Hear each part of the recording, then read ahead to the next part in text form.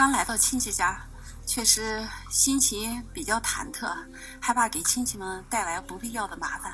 但是亲戚们这个热情，很快就感染了我。每次来了，给他们家，这个讲讲政策，传播一些文明的思想、生活方式，他们家的变化确实挺大的。我坚信，在我们党的这个脱贫致富的政策指引下，我的亲戚也很快会脱贫致富。 hoş bulduk.